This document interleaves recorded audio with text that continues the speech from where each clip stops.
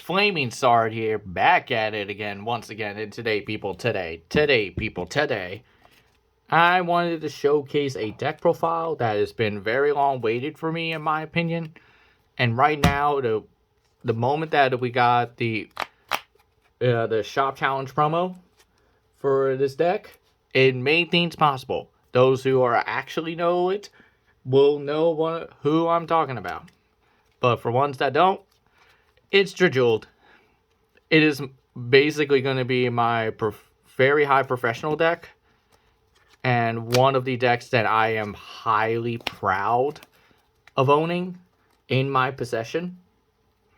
So now we finally have one, and right now we're just going to show you the ratios of what I thought that were the best in when I was playtesting, and went up to a tournament just after noon, before the evening started.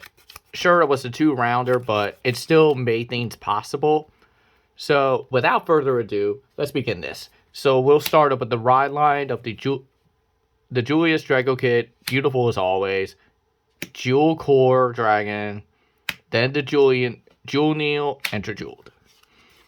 So Jewel Core is really good because then if you ride over top of it on Jewel Neil, call it to the rear, swings it gets 13,000 off a grade 1, and then shove it and put it back into soul afterwards. Ride on it. This is one you're mainly, when you have these two on board, you're mainly going to get the second ability to hit, because when the attack hits, soul charge.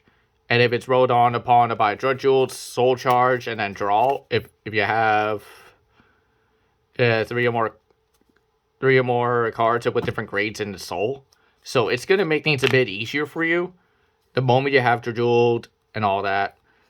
Because normally on your turn 1 play, it's not that much, but the turn 2 is where it begins the aggro, which is what Drajeweled is its main for.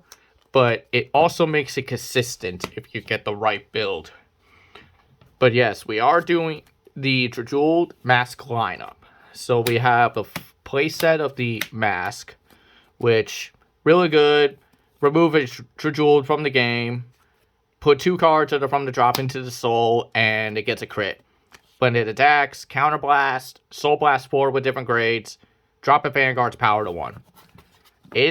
And retire 2. So it's much more insane than people think. And we're also running the playset for the Persona ride.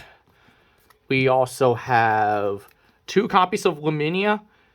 Yeah, I was running 3, but the moment that Imposa came out, dropped it to 2, because it was much easier.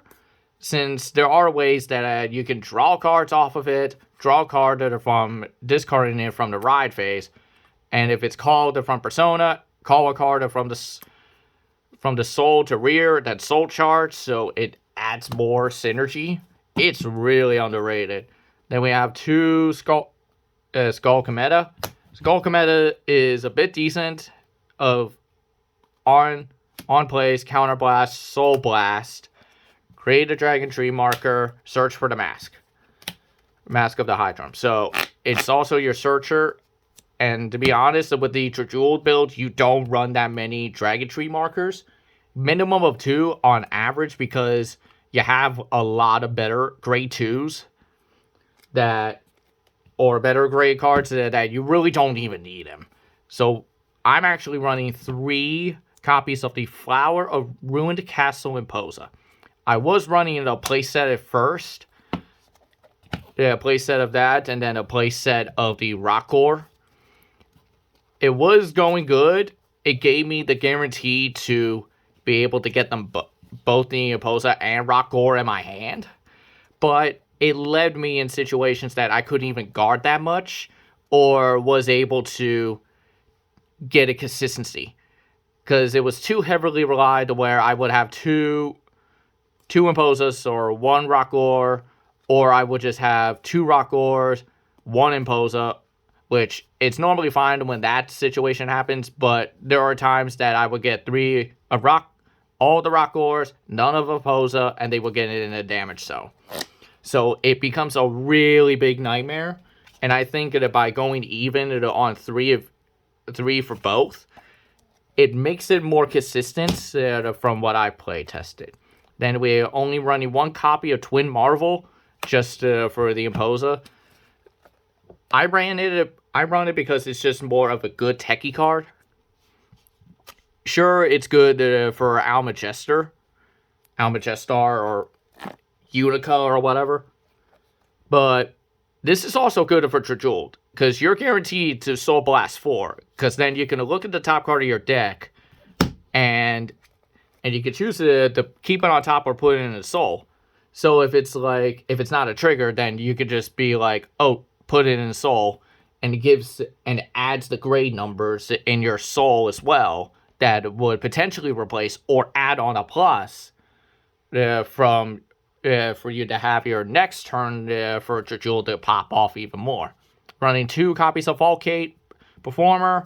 There were times that I was running 2 Volcate, 2 Twin Marvel, and that led that consistency as well.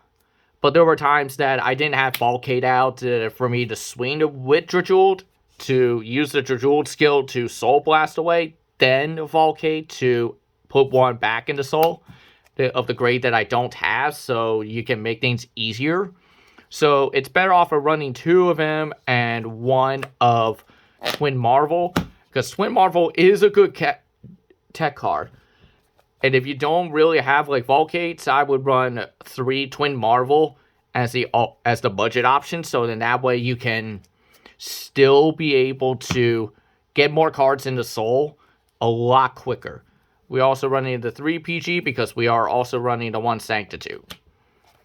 So it's basically 4 PGs, but 1 is the order, which luckily I was able to pull it for today. Oh, that is so beautiful. It's just really beautiful by definition.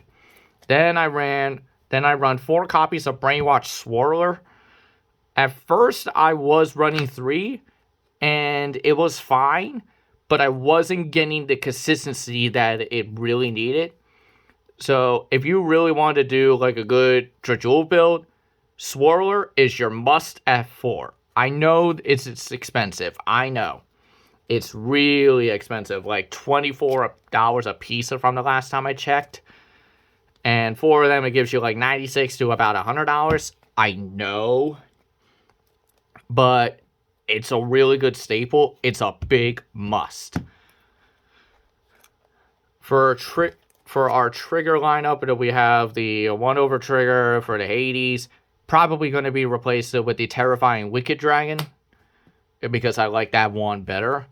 But we're also running the 4 crit, the 1 heal, which it's probably going to get replaced off, so I can get one that's like a Cure Flare Draco Kid version of Dark States, so in that way it's not that bad. We're running 3 draws and then 4 more of the crits, so we're running basically 8 crit, 3 draws, 4 heal. It makes it better because you could do 4 front. You can easily do it.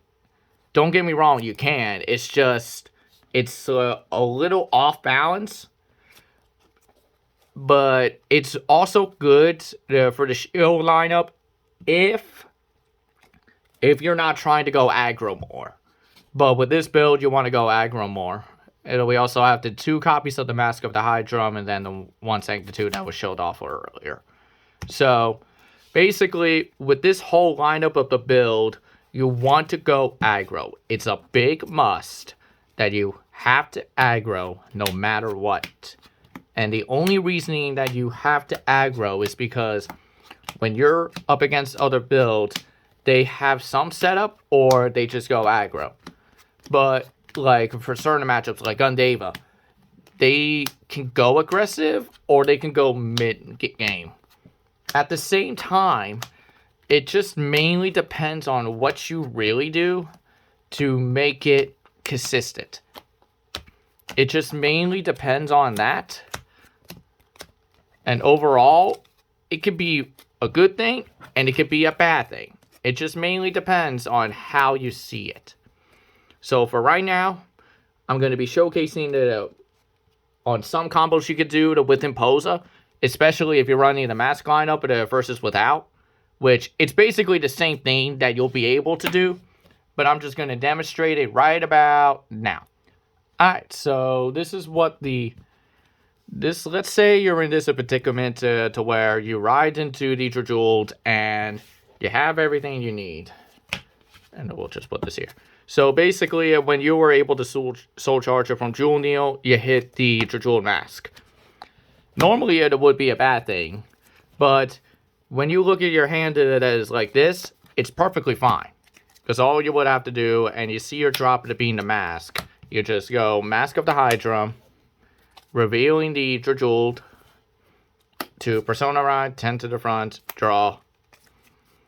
Then Mask skill, removing the Drajeweled from the game, choosing 2 cards, and we can say we don't have the extra of 2, but we'll do 1 and 1 into the soul to get the crit.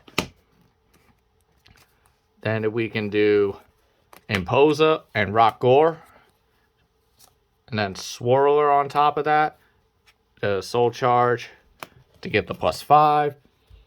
So let's say that we're in this predicament. So we can go swing it with the Imposa, then swing it with Rock Gore. When it comes after the second attack, you can go Drajeweled on swing to counterblasting 1. And then soul blasting 4. So you do 0, 1, 2, and 3. Drop in the grade to 1. Imposa will trigger. Choose the Imposa first to restand before using the skill of counterblasting 1 to restand the Rock Gore. That way, you still have the conditional attacks and much more consistent. So let's say these are 2 twin drives, the Rock Gore and the Steam, which can give the crit to the band if it was no guard, power to Rock Gore. And then let's say after the battle, they have all done their swings in the combats. Imposa will trigger, retiring her. Then you can move the Drajeweled mask that's in the soul, add it to the hand.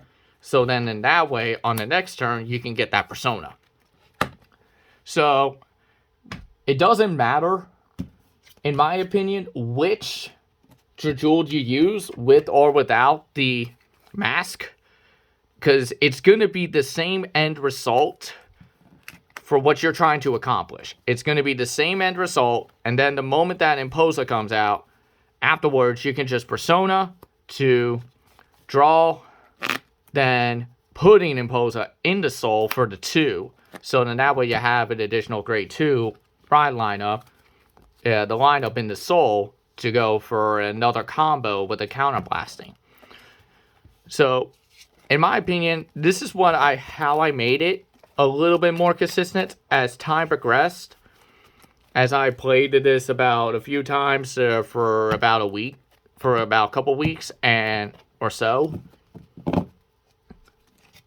And I could see there was a bit of an issues on it. There was reasons why there was certain issues with it until Imposa came out. And ironic enough, Japan had it first before we did. But it is what it is. With that being said, hope you guys enjoyed the video. Smash that like button if you enjoyed it. Comment down below for your thoughts. Subscribe to the channel and click on the bell to never miss a video.